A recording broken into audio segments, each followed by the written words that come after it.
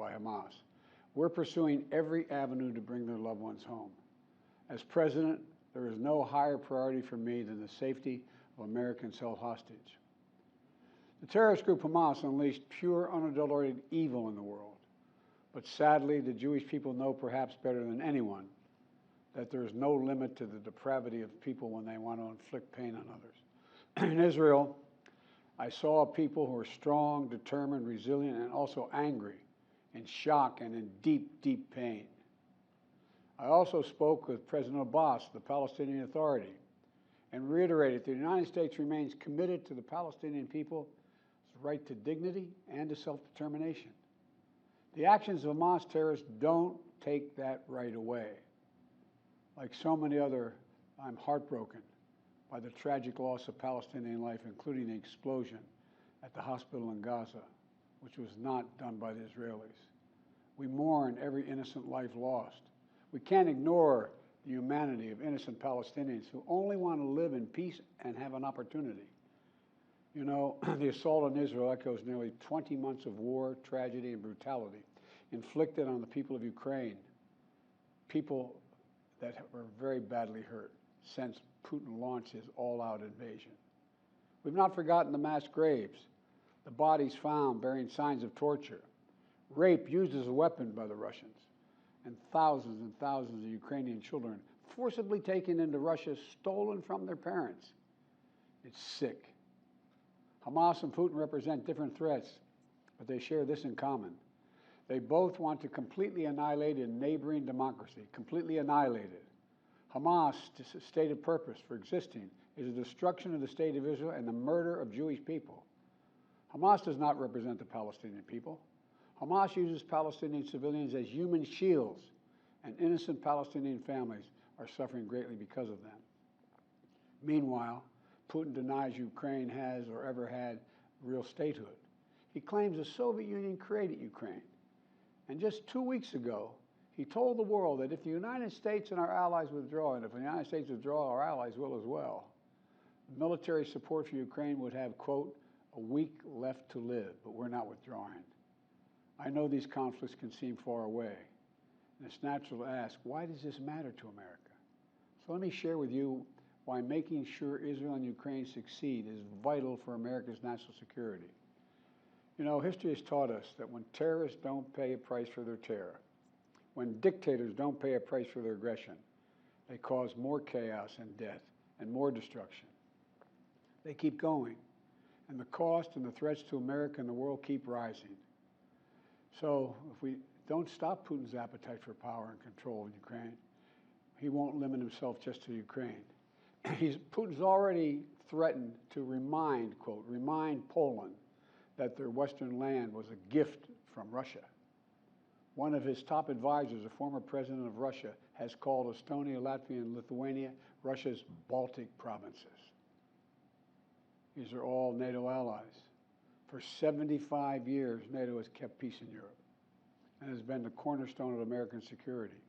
And if Putin attacks a NATO ally, we will defend every inch of NATO which the treaty requires and calls for. We'll have something that we do not seek. Make it clear, we do not seek. We do not seek to have American troops fighting in Russia or fighting against Russia. Beyond Europe, we know that our allies, and maybe most importantly our adversaries and competitors, are watching. They're watching our response in Ukraine as well. And if we walk away and let Putin erase Ukraine's independence, would-be aggressors around the world would be emboldened to try the same. The risk of conflict and chaos could spread in other parts of the world, in the Indo-Pacific, in the Middle East, especially in the Middle East. Iran is supporting Russia in Ukraine, and it's supporting Hamas and other terrorist groups in the region, and will continue to hold them accountable, I might add. The United States and our partners across the region are working to build a better future for the Middle East. One where the Middle East is more stable, better connected to its neighbors, and through innovative projects like the India-Middle East-Europe Rail Corridor that I announced this year at the summit of the world's biggest economies. More predictable markets, more employment, less rage, less grievances, less war when connected. It benefits the people who would benefit the people of the Middle East and would benefit us. American leadership is what holds the world together. American alliances are what keep us, America, safe. American values are what make us a partner that other nations want to work with. To put all that at risk, if we walk away from Ukraine, if we turn our backs on Israel, it's just not worth it. That's why tomorrow I'm going to send to Congress an urgent budget request to fund America's national security needs, to support our critical partners, including Israel and Ukraine.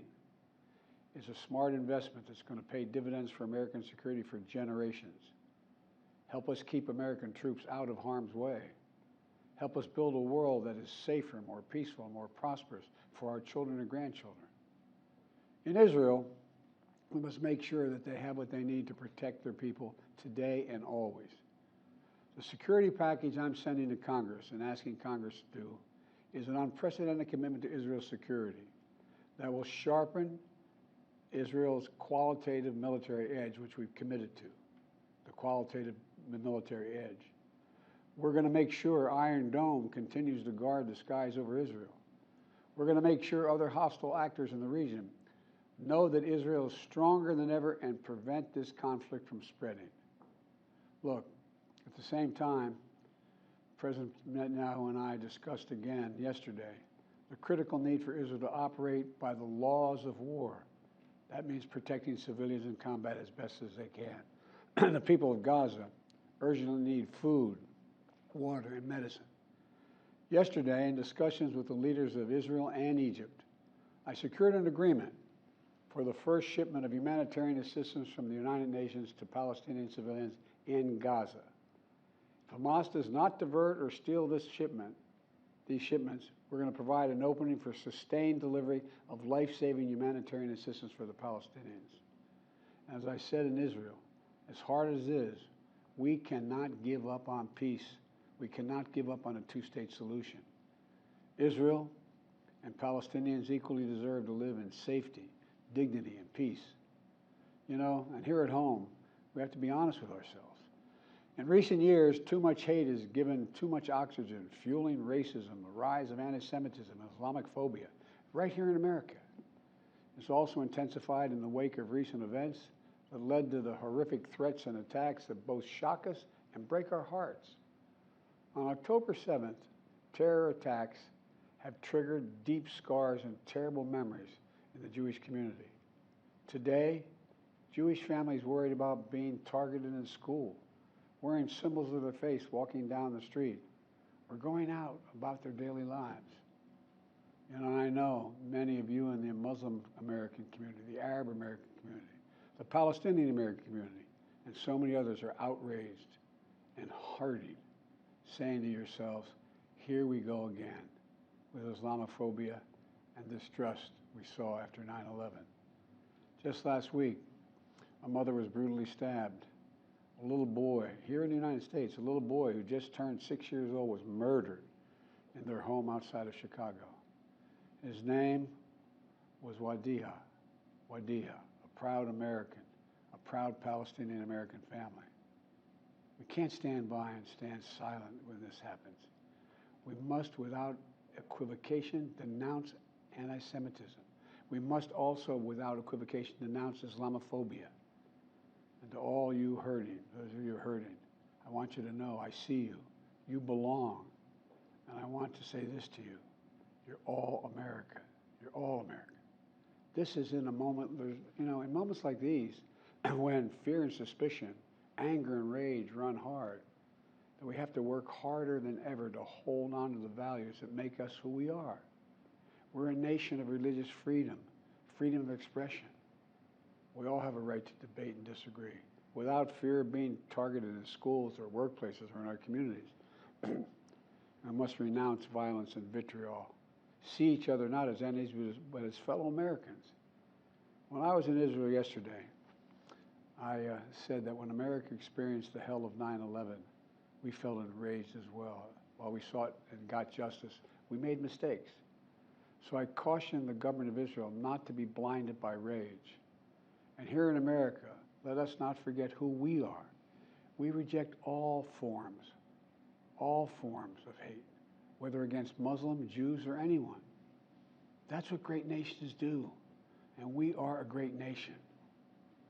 On Ukraine, I'm asking Congress to make sure we can continue to send Ukraine the weapons they need to defend themselves and their country without interruption, so Ukraine can stop Putin's brutality in Ukraine. They are succeeding. When Putin invaded Ukraine, he thought he would take Kyiv and all of Ukraine in a matter of days. Well, over a year later, Putin has failed, and he continues to fail. Kyiv still stands because of the bravery of the Ukrainian people. Ukraine has regained more than 50% of the territory Russian troops once occupied, backed by U.S.-led coalition of more than 50 countries around the world, all doing its part to support Kyiv. What would happen if we walked away? We are the essential nation. Meanwhile, Putin has turned to Iran and North Korea to buy attack drones and ammunition to terrorize Ukrainian cities and people. From the outset, I've said, I will not send American troops to fight in Ukraine.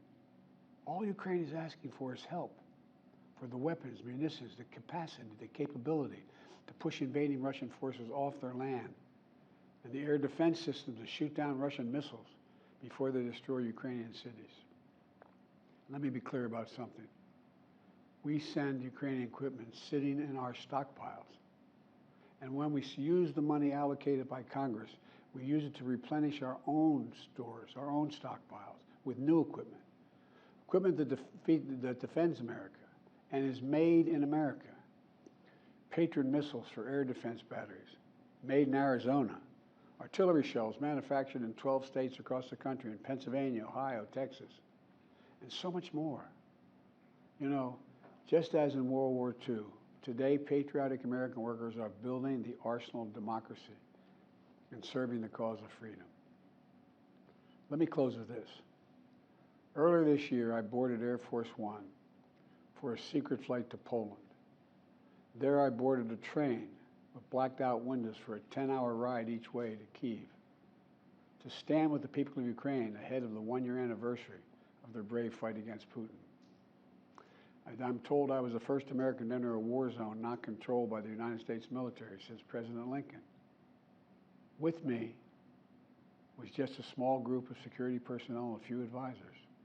But when I exited that train and met Zelensky, President Zelensky, I didn't feel alone. I was bringing with me the idea of America, the promise of America, to the people who are today fighting for the same things we fought for 250 years ago: freedom, independence, self-determination. And as I walked through Kyiv with President Zelensky, with air raid sirens sounding in the distance, I felt something I've always believed, more strongly than ever before. America is a beacon to the world. Still. Or as my friend Madeleine Albright said, the indispensable nation. Tonight there are innocent people all over the world who hope because of us, who believe in a better life because of us, who are desperate not to be forgotten by us, and are waiting for us. But time is of the essence. I know we have our divisions at home. We have to get past them. We can't let petty, partisan, angry politics get in the way of our responsibilities as a great nation. We cannot and will not let terrorists like Hamas and tyrants like Putin win. I refuse to let that happen. In moments like these, we have to remember who we are. We are the United States of America. The United States of America. And there is nothing beyond our capacity if we do it together. My fellow Americans, thank you for your time. May God bless you all, and may God protect our troops.